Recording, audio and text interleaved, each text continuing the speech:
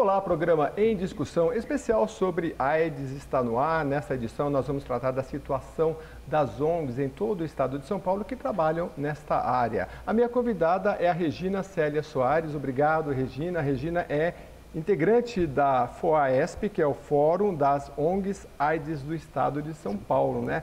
Um fórum que já existe há mais de 30 anos, né, Regina? 20 anos. 21 há mais anos. de 20 21 anos exatamente. E você já integra o fórum há quanto tempo?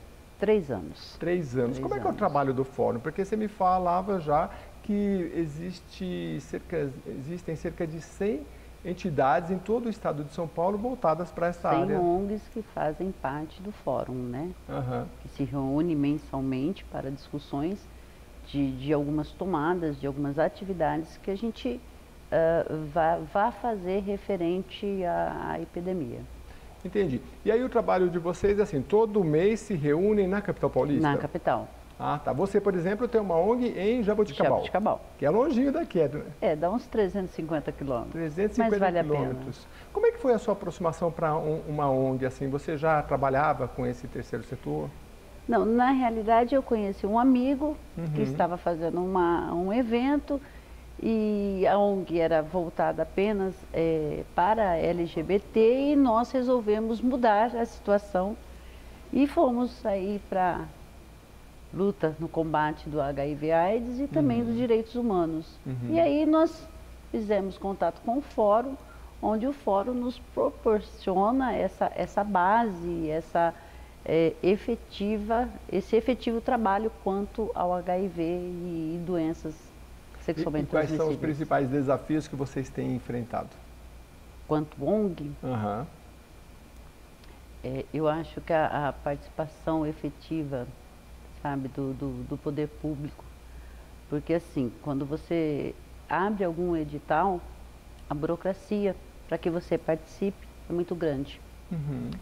E dentre algumas questões que existem, você tem que ter 3 anos trabalhando na área, existem variáveis, documentos que você precisa ter para participar. E ONGs pequenas acabam não tendo tudo isso. E é onde fecha-se muita ONG. Em São Paulo, foi fechada a média aí de 13 ONGs esse ano e aberta uma única. Dessa área voltada para a AIDS. Nessa área. Entendi. Em geral, assim, para o público entender, vocês trabalham em que áreas? Por exemplo, mais voltado para a educação, a sua ONG, por exemplo, acolhe pessoas? Mais voltada à saúde, né? E aos direitos humanos. É mais isso. Principalmente em relação ao HIV, né? Que é onde você, voltado à saúde, você consegue participar de alguns editais, de alguns programas que saem para que você geralmente, trabalhar. O convênio é com a prefeitura ou tem com o Estado também? Não, tem com o Estado, tem com a federação, tem com o município, vários programas que abrem e aí vários editais, desculpe, e aí você participa, se você tiver tudo certinho. Agora, eu me lembro que algumas histórias que eu já li, no começo, lá na década de 1980, essa série a gente está falando sobre esses 30 anos, né, do descobrimento da AIDS, muitas famílias que tinham alguma pessoa com AIDS que acabavam abrindo uma ONG. Hoje esse universo se ampliou, né? Pessoas outras, assim, talvez professores, educadores, enfim, diversas pessoas têm interesse em participar, em ajudar, né? Como é que a pessoa que tem o interesse de abrir uma ONG, qual é o caminho que ela faz? O fórum ajuda? O fórum ele dá um suporte para que você entenda como funciona, né? Porque você passa a ser uma pessoa jurídica. Sim. Né? E aí você precisa de alguns certificados para que você participe de editais, né?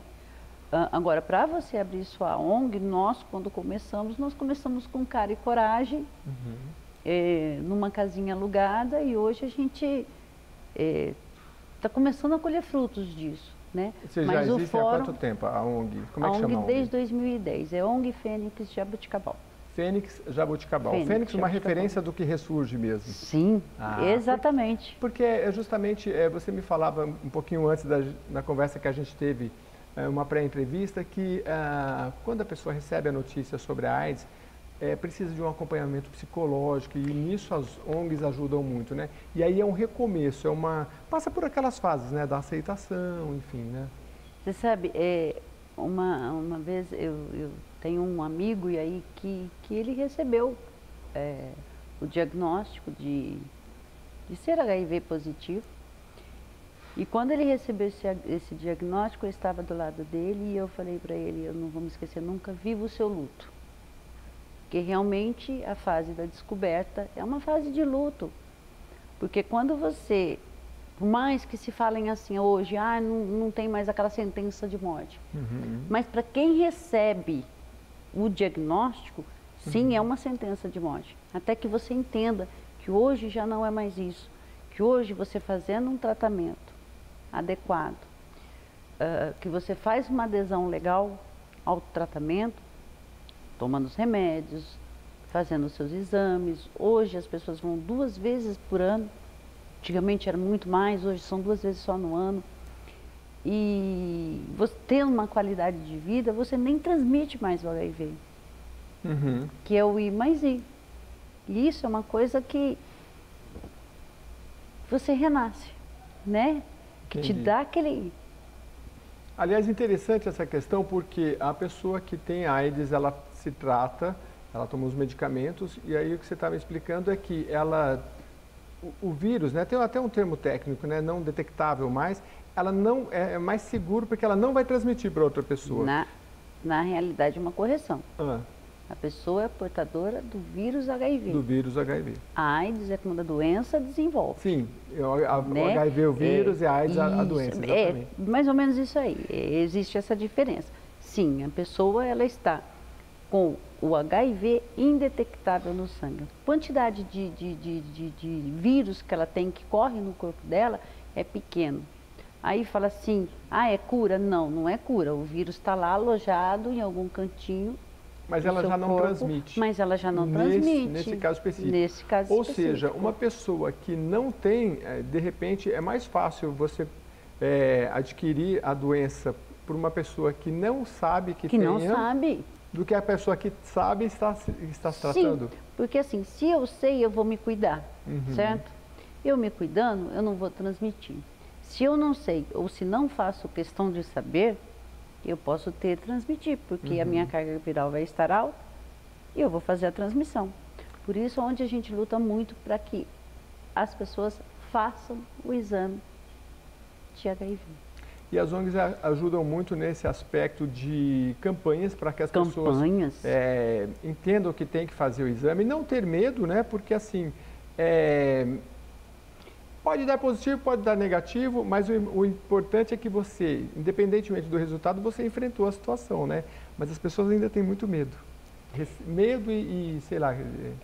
Falar assim que você vai receber um diagnóstico ou de câncer ou de HIV, é fácil? Não, realmente não é fácil. Mas eu acho que o maior drama hoje do HIV é quanto ao preconceito, porque ainda existe e é grande demais o preconceito. E o preconceito, ele acaba afetando em que medida essas pessoas e qual é o papel das ONGs em reduzir o preconceito? A ajuda, principalmente a ajuda psicológica, o acolhimento. Existem pessoas que estão em vulnerabilidade, desempregadas, moradores de rua, em situação de rua, perdão, e você precisa trazer essas pessoas. Você precisa ir lá, levar informação, fazer com que elas tenha essa adesão quanto ao teste e quanto à efetivação do tratamento. Regina, o que você diz sobre este tratamento, este acompanhamento ser feito simplesmente pelas famílias? Qual é a importância das ONGs nesse papel? Nós estamos, quanto ONG, nós estamos tendo alguns problemas aí com algumas notícias que têm saído e infelizmente infelizmente o futuro ministro aí da saúde falou que o papel de prevenção vem da família. Mas Não adianta falar que a família fala de sexo com o seu filho, porque são raras essas famílias. E tirar a educação sexual de dentro das escolas vai ser um retrocesso tremendo. Porque quando você fala de sexo na escola, claro, tudo com a sua faixa etária, tudo de uma maneira sucinta, para cada faixa etária, claro. Mas quando você tira isso da escola, você vai fazer com que tanto a gravidez, quanto doença, quanto droga, quanto álcool, aumente. Porque quando você leva a formação, principalmente de ISTs, você aborda vários assuntos, é um leque que te abre para você falar com o jovem. E é onde cresceu a infecção do HIV. Foi entre os jovens de 14 a 29 entre anos. Os jovens, né? A gente já abordou isso aqui em outros programas, porque quando a AIDS, lá no início, na década de 1980, ela começou, as pessoas tinham muita preocupação, era um fantasma, né? Então, assim, a relação sexual sem um preservativo, impensável, né? E os pais falavam muito. Isso, ao longo do tempo, foi se perdendo. E, justamente na faixa entre os jovens, é que agora nós estamos vivendo um maior crescimento, né? Vocês fazem palestra nas escolas, né? Sim. E aí vocês abordam não só a questão da AIDS, acaba abordando, talvez, a gravidez indesejada, enfim, outros temas. Indiretamente ou diretamente, não tem como você falar de HIV sem você falar de álcool, de droga, de gravidez, não tem como. É tudo relacionado, e é, isso, é verdade. É uma coisa, porque assim, o jovem hoje ele vai para balada, ele bebe. Muitas vezes para o funk, né, que o pessoal gosta bastante. Ele bebe, ele de repente consome alguma droga, aí ele se sente liberado, aí ele vai para o ato sexual, acaba acontecendo. Você acha que ele vai pensar na camisinha, em se proteger? Bem, porque é uma idade onde os hormônios estão à flor da pele, passamos por isso. Não faz muito tempo, mas eu principalmente lembro, não faz tanto tempo. E a gente, mas eu lembro. Às vezes eu até falo, Regina, porque você, às vezes um jovenzinho, nós vimos uma pesquisa que falamos recentemente que a gravidez cada 5 crianças nascidas no Brasil atualmente, a mãe está entre 10 e 19 anos, ou seja, mães com 10 anos, 11, 12, 13. É assustador, né? não é? Mas é a realidade aí, né? A realidade. Então, por esses números, a gente pode tirar que se uma criança como essa, de 10, 11, 12 anos, foi mãe, ela não usou preservativo e estaria sujeita a DST e AIDS também. E o que ela não teve, além de não ter usado o preservativo? Ela não teve a informação. A informação, que muitas vezes vocês dão nas escolas, né? A tecnologia, vamos dizer, o acesso à internet, claro que trouxe muita coisa boa. Mas também, se você for ver, ela trouxe muitas inverdades. Você entendeu? E aí a criança vai lá, o adolescente vai lá e vê uma informação que de repente, eu não estou no meu período fértil, a bendita da tabelinha, que a gente sabe muito bem que é uma bagunça isso daí, ou não se pega isso assim, não se pega assado e tal, e não é a verdade, né? E aí se você leva a informação na escola, se você consegue ter o contato com o jovem, que é onde, em contrapartida aí, onde a ONG entra, as ONGs entram, nós temos ONGs com trabalhos maravilhosos. E aí vocês acabam sendo especializados, né? Porque assim, o professor pode falar também, né, sobre esse assunto, mas a ONG ela acaba tendo uma especialização e assim uma expertise para lidar com os jovens, né? Para lidar com o jovem. Entendi. Nós temos aí só mais 10 minutinhos, mas eu quero passar por algumas perguntas, não deixar sem resposta. Por exemplo, como é que você entende que o poder público pode contribuir mais para o controle da epidemia e AIDS e com as ONGs também? Principalmente com as ONGs, né? Porque ela que faz esse trabalho, ou pelo menos que está mais aberta a fazer o trabalho, com maior disposição, porque ela existe para isso. Eu acho que a aproximação com as ONGs, conhecer a realidade das ONGs. Vocês também fazem esse trabalho inverso? Vocês vêm na Assembleia Legislativa de São Paulo, nas câmaras municipais? A gente vem muito, principalmente o Rodrigo, né, o presidente do fórum. O fórum, ele é além do Poder Executivo, ele tem a LESP, E as do câmaras... enfrentamento, né, da epidemia. Rodrigo Pinheiro, né, Rodrigo o presidente Pinheiro, do fórum, isso. né? Entendi. E mais o município e o estado, né? Uhum. Ô, Regina, você que integra o fórum, né, que é o fórum das entidades de HIV/AIDS, enfim, de todo o estado de São Paulo, são mais de 100 entidades, a gente conversando aqui sobre os desafios, né? Claro que teve muitos avanços, mas como é que você vê essa questão de, se tem se falado em maior fiscalização, né, principalmente no novo governo que vem por aí, como é que você vê essa questão da fiscalização? Você acha, para vocês, é importante? Como é que ela tem que se dar? Eu acho que quando você... É uma pauta tão atual, né? Uhum. Fiscalização. Eu acho que quando você está lidando com dinheiro público, tem mais é que ser fiscalizado, sim. Uhum. As ONGs ou quem quer que seja que mexa com o poder, com o dinheiro público, tem que ser fiscalizado. Mas ninguém pode ser condenado antes que haja o devido processo. Uhum. Você entendeu? E em contrapartida, deixa existir essa fiscalização, sim.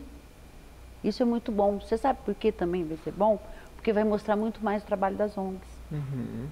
Ou seja, vocês são favoráveis que a fiscalização até se intensifique. Porque pensa bem, agora, você vai fazer um trabalho de fiscalização na minha ONG, sim, e eu vou te mostrar que meu trabalho foi idôneo. Entendi. Agora, por outro lado, temos também a burocracia, né? Ainda é complexo. Essa é a pior coisa que tem, a bendita da burocracia. Uhum. Que é ruim, muito papel. Acaba sendo ruim para o próprio poder público, para fiscalizar, e para a ONG também, que muitas vezes... Participar.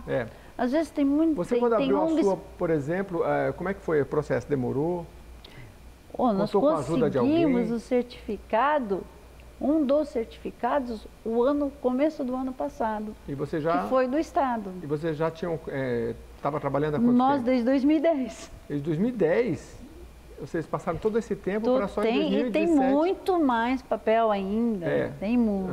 Uhum. Tem mais certificados aí. Vocês estão conseguindo. Que a gente necessita também. O fórum ajuda também, né? Vocês fazem um curso, dão treinamentos para as pessoas entenderem como é que é todo esse processo burocrático, para elas se manterem dentro da lei e poderem participar, né? Sim, o fórum é o fórum que nos dá toda essa base. Uhum. Você acha que na avaliação do fórum, claro que você não pode falar pelo presidente, mas pela sua vivência, se pode haver um retrocesso na prevenção do combate à AIDS no Brasil, ou pelo menos no estado de São Paulo? Infelizmente, sim.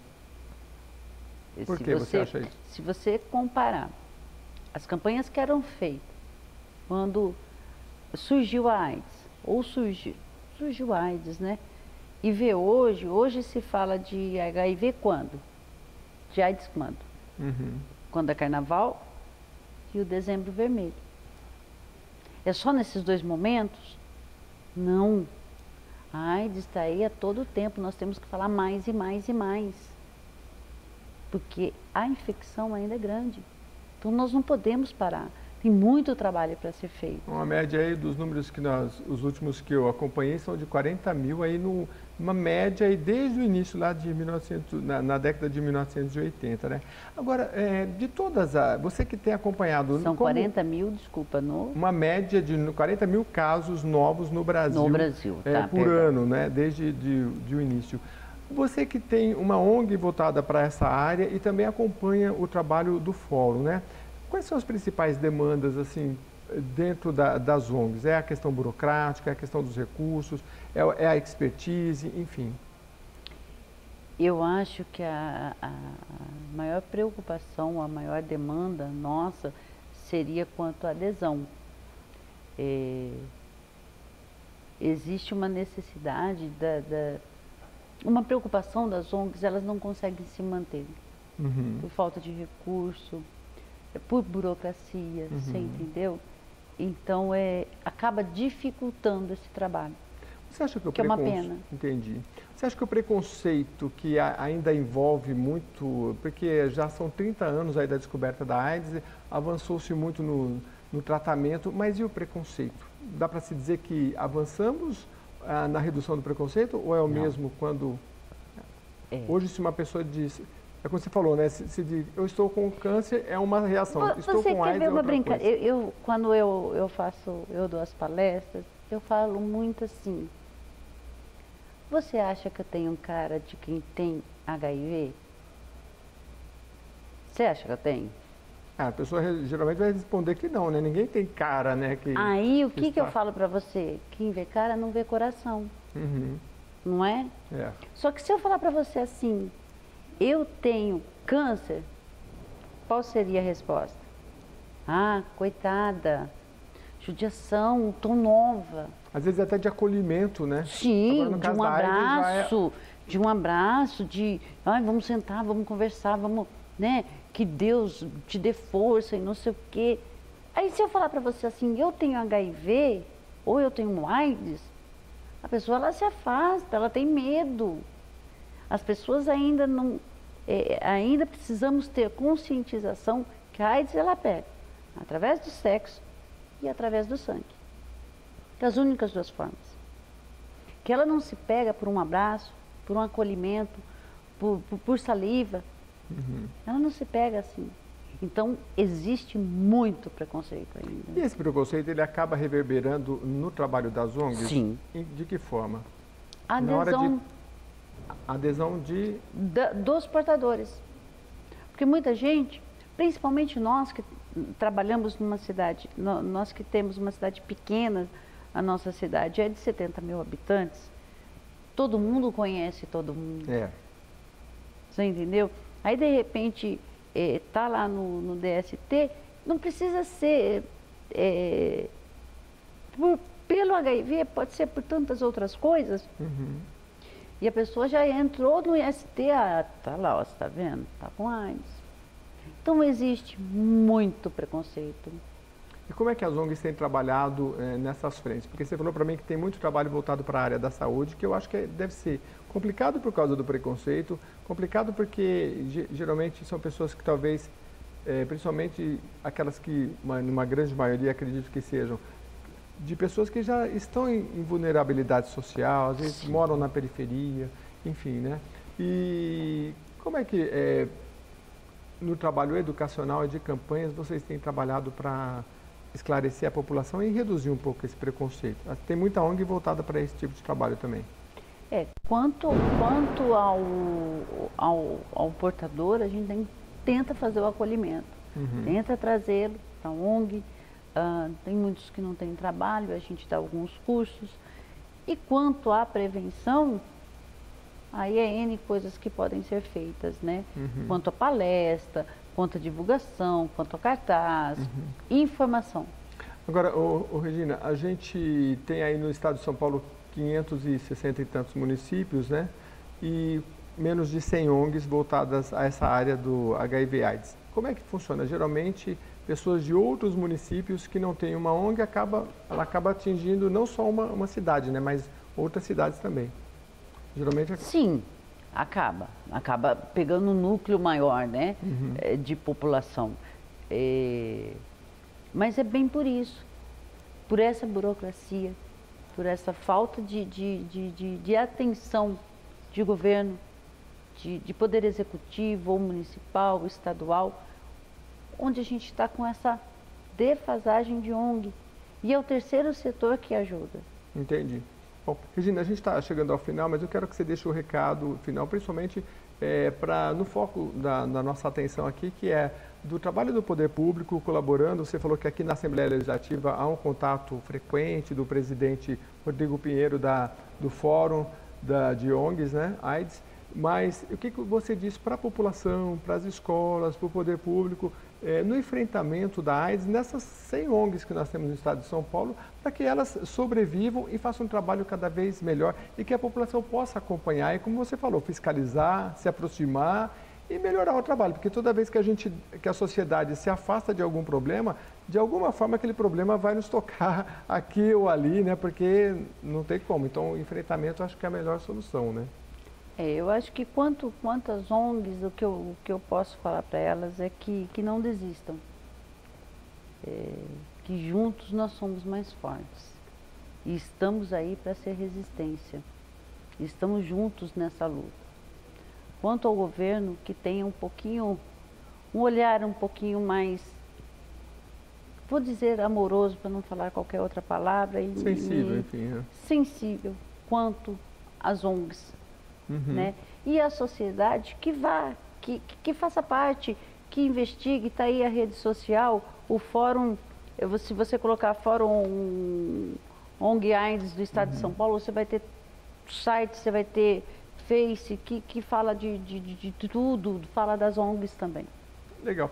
Então fica aí um recado para todos que nos acompanharam. É só colocar aí no campo de pesquisa Fórum das ONGs AIDS do Estado de São Paulo, FOAESP. Eles têm aí no Facebook, tem nas redes sociais, né? Um trabalho que, inclusive, as escolas também, quando se querem valer das ONGs para palestras e para orientações, né, podem recorrer até vocês, né? Sim. Lá em Jaboticabal, como é que chama a ONG que você administra? ONG Fênix Jaboticabal. A ONG Fênix Jaboticabal. Sou eu que administro. Não é você, né? Mas você é integrante também, colabora lá na cidade, né? Parabéns pelo seu trabalho. Obrigada. E que o Fórum das ONGs também possa cada vez mais se unir e trazer resultados. E a Assembleia Legislativa de São Paulo é sempre uma casa aberta para debater nos programas, seja nas comissões. Venham sempre. Muito obrigado pela sua participação. Eu comecei com a Regina Célia Soares, ela integra o Fórum das ONGs AIDS do Estado de São Paulo e colaborou aqui com a gente em mais este programa da série especial do programa Em Discussão sobre AIDS. Até o próximo programa. Vale a pena.